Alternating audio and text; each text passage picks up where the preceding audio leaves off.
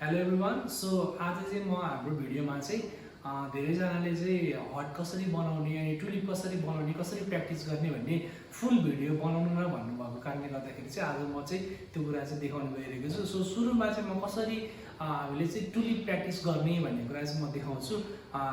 मैले चाहिँ सुरुमा पानीमा प्र्याक्टिस गराउँछु। हामीले चाहिँ फ्लो कन्ट्रोल गर्दाखेरि चाहिँ जहिले पनि पानीमा प्र्याक्टिस गर्नुपर्ने हुन्छ। अब हामीलाई चाहिँ लाग्छ सिधै सोपमा गर्दा या त मिल्कमा गर्दाखेरि मात्रै देखिन्छ अनि मात्र हामीले आर्ट हाल्न सक्छौँ भन्ने खालको सोच हुन्छ। त्यो चाहिँ त्योभन्दा पनि हामीले बरु पहिला चाहिँ पानीमा फ्लो कन्ट्रोल गर्न सिक्छौँ अनि त्यस पछाडि चाहिँ कसरी म गर्ने भन्ने कुरा चाहिँ बिस्तारै प्रोसेस चाहिँ देखाउँछु। सो सुरुमा चाहिँ म फर्स्टमा पानीमा देखाउँछु, त्यो ट्राई गर्नु होला, त्यसमा म हजुरहरूलाई बुझाउँदै जान्छु। सो सुरुमा चाहिँ हामीले यसलाई चाहिँ पिक्चर भन्छ होइन। अब हामीले सुरुमा पानी कति लिने भन्ने कन्फ्युजन हुन्छ।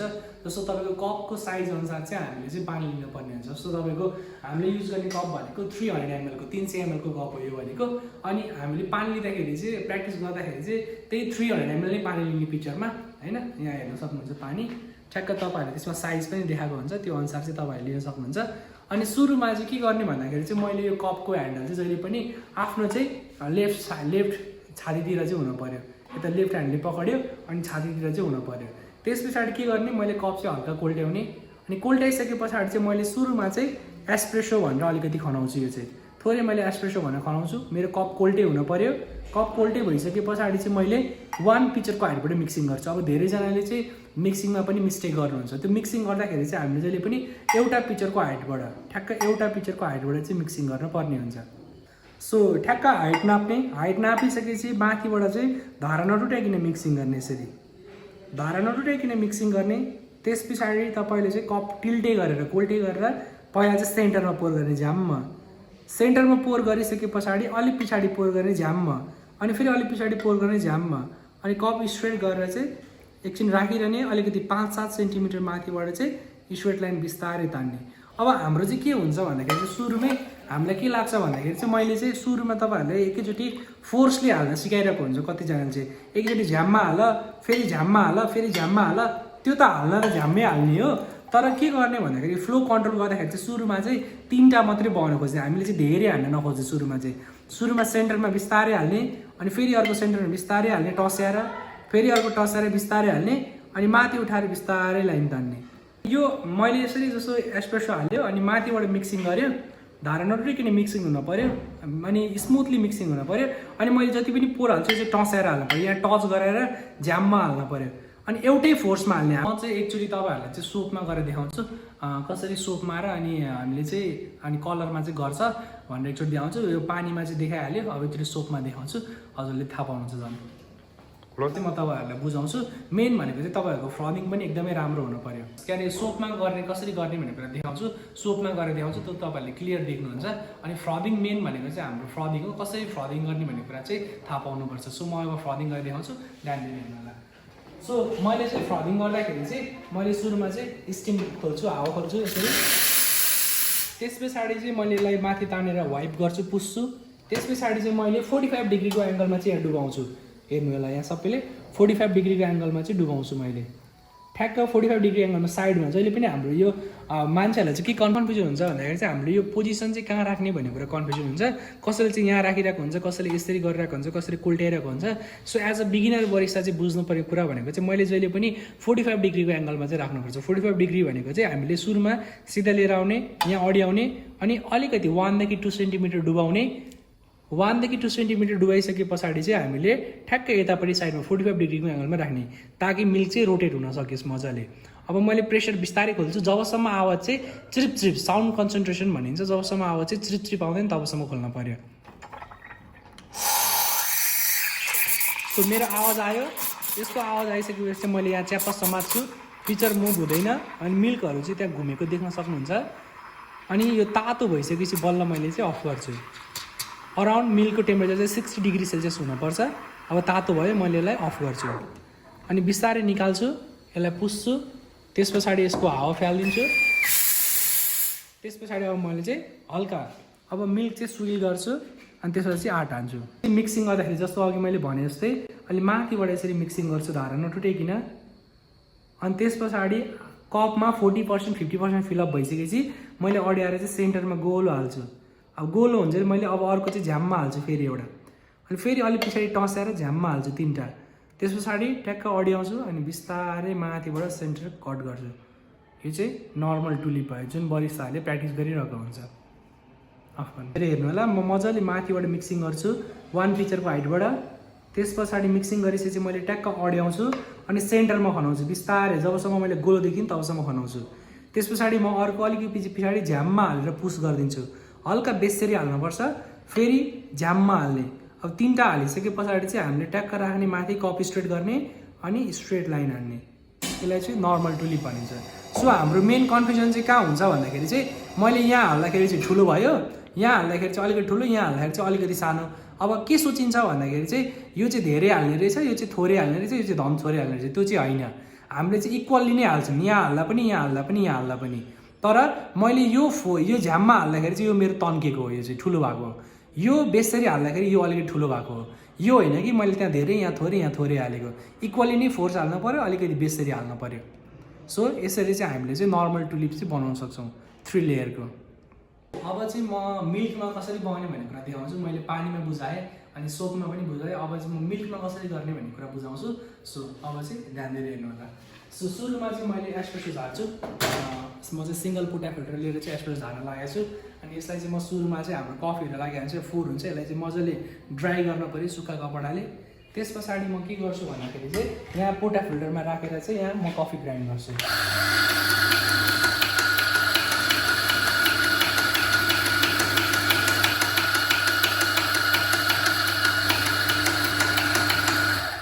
त्यस पछाडि चाहिँ मेरो कफी चाहिँ लेभल भएको छैन, यहाँ देख्न सक्नुहुन्छ। यसलाई चाहिँ म लेभल गर्छु, मिलाउँछु। यो मिलाइसकेपछि मैले यहाँ छेउमा लागेको कफीहरूलाई चाहिँ यहाँ साइडमा झारिदिन्छु। त्यस पछाडि मैले यहाँ आएर चाहिँ ट्याम्पिङ गर्छु। अनि यो ट्याम्पिङ गर्दाखेरि चाहिँ मैले यसलाई चाहिँ 12 देखि 15 केजीको फोर्समा मैले यसरी सिधा एकचोटि मात्रै ट्याम्पिङ गर्नुपर्छ। अब कतिले तपाईँहरूले देख्नुहुन्छ कि यसरी ड्याङ हानेको पनि देख्नुहुन्छ, यसरी मजाले थिचेर घुमाइदिएको पनि देख्नुहुन्छ।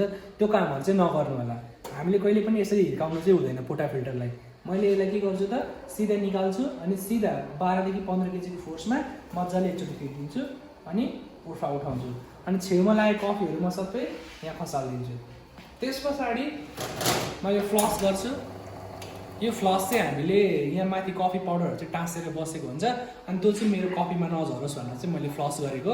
त्यसै मैले यसलाई फिक्स गर्छु अनि एस्प्रेसो ब्रु गर्छु।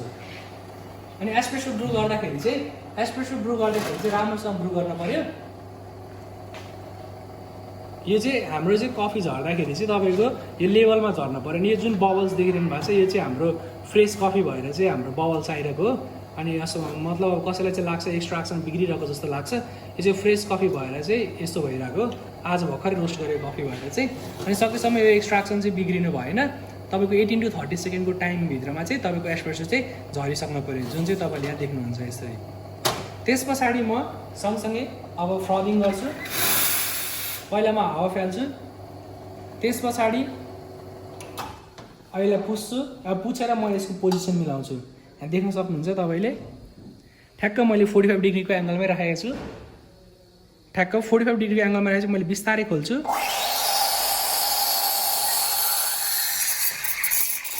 अब आवाज आइसके पछाडि चाहिँ छिप आवाज आइसक्यो। अब मैले यसलाई चाहिँ के गर्छु, स्टेबल राख्छु नहल्लाइकन। अनि इनकेस तपाईँको मिल्कमा धेरै आवाज आएको छ भने चाहिँ मैले पिक्चरलाई चाहिँ अलिकति माथि पुस गरिदिन्छु, जसले गर्दाखेरि चाहिँ मेरो फर्म चाहिँ बाक्लो हुँदैन। त्यस पछाडि मैले निकाल्छु, पुस्छु। हाम्रो मिल्क चाहिँ यस्तो हुनुपर्छ, सिल्की हुनुपर्छ। अब म चाहिँ टुलिप आर्ट बनाउन गइरहेको छु।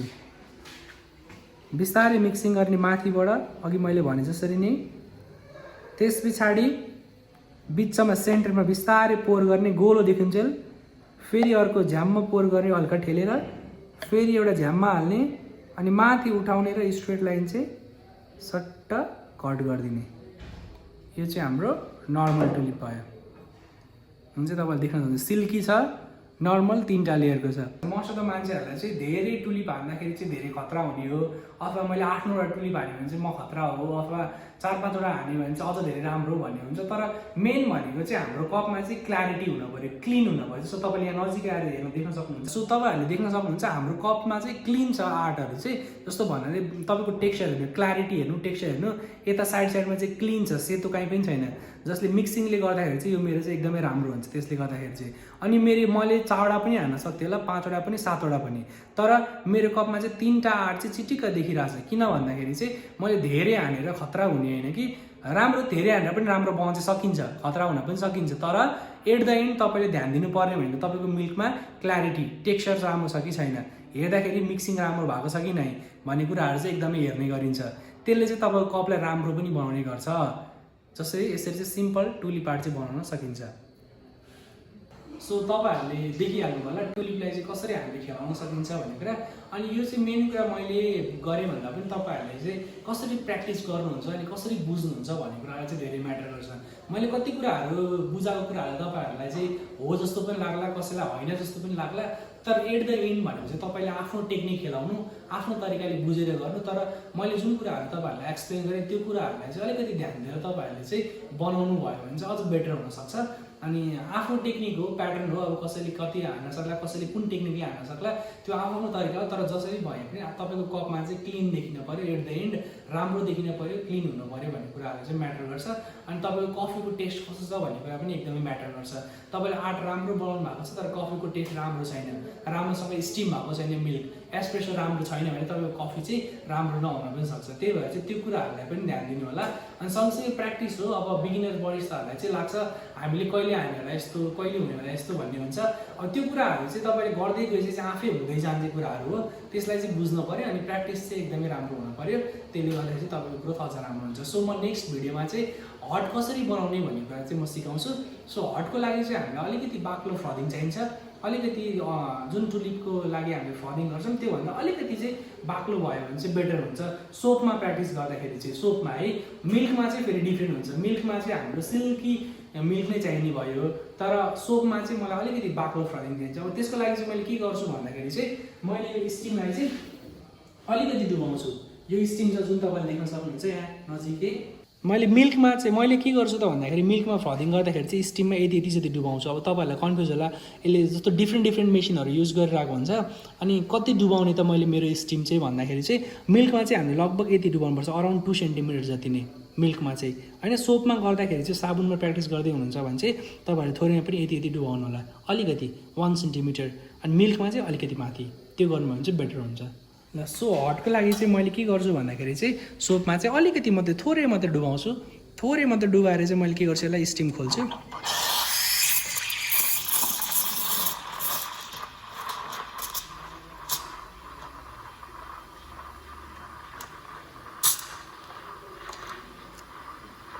किनभने सोपमा चाहिँ मैले अलिकति बाक्लो गर्नुपर्छ, नभए चाहिँ सोपमा चाहिँ बग्दिन्छ। त्यस पछाडि पुस्छु, स्टिम गर्छु, हावा फाल्छु। सो अब चाहिँ म हट बनाउँछु। सो मैले चाहिँ हट बनाउँदाखेरि चाहिँ माथिबाट मिक्सिङ गर्ने, मजाले बिस्तारै मिक्सिङ गर्ने। अनि मैले पछाडि मजाले मिक्सिङ गरिसके पछाडि चाहिँ सेन्टर, अलिकति सेन्टरभन्दा पछाडि मैले झ्याममा हाल्छु, अनि ठेल्छु, अनि अगाडि चाहिँ सट्ट लाइन तानिदिन्छु। यसरी चाहिँ हामीले सोपमा चाहिँ हट प्र्याक्टिस गर्न सकिन्छ। सो अब चाहिँ म मिल्कमा हट बनाउन गइरहेको छु। कसरी म मिल्कमा हट बनाउँछु त्यो चाहिँ ध्यान दिएर हेर्नु होला। म स्टेप बाई स्टेप बनाएर बुझाएर देखाउँछु। सो सुरुमा चाहिँ म एस्प्रेसो हाल्छु, कफी ग्राइन्ड गर्छु।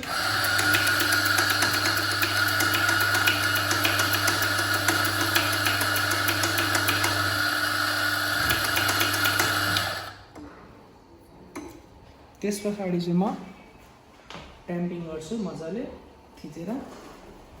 त्यसमा चाहिँ म यहाँलाई कफीहरू हालिदिन्छु, फ्लस गर्छु। फ्लस गरेर चाहिँ म एस्प्रेसो ब्रु गर्छु।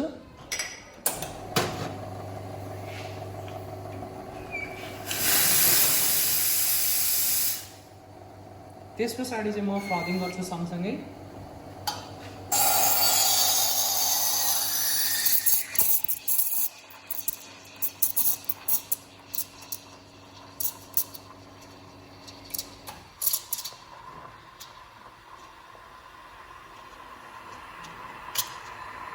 मिल्क 60 डिग्री सेल्सियसमा तातिसके पछाडि चाहिँ मैले अफ गर्छु अनि बबल छ भने हल्का फुटाउने घोल्ने अनि त्यस पछाडि ल अब चाहिँ म नर्मल हट बनाउन गइरहेको छु मजाले मिक्सिङ गर्ने माथिबाट 1 पिक्चर हाइटबाट चाहिँ त्यस पछाडि मैले सेन्टरभन्दा अलिकति पछाडि झ्याममा हाल्छु अनि हल्का अगाडि पुस गर्छु अनि अगाडि ठेलेर बिस्तारै लाइन तान्छु कप स्ट्रेट गरेर यसरी चाहिँ हामीले नर्मल हट बनाउन सकिन्छ सो आज चाहिँ मैले टुलिप र हट कसरी बनाउने भन्ने कुरा चाहिँ बुझाएँ तपाईँहरूलाई चाहिँ अब योभन्दा बढी चाहिँ तपाईँहरूले आफैले प्र्याक्टिस गर्नुपर्ने हुन्छ सो तपाईँहरूले यहाँ देख्न सक्नुहुन्छ यो चाहिँ नर्मल बेसिक टुलिप र बेसिक हट चाहिँ बनाएर देखाएको मैले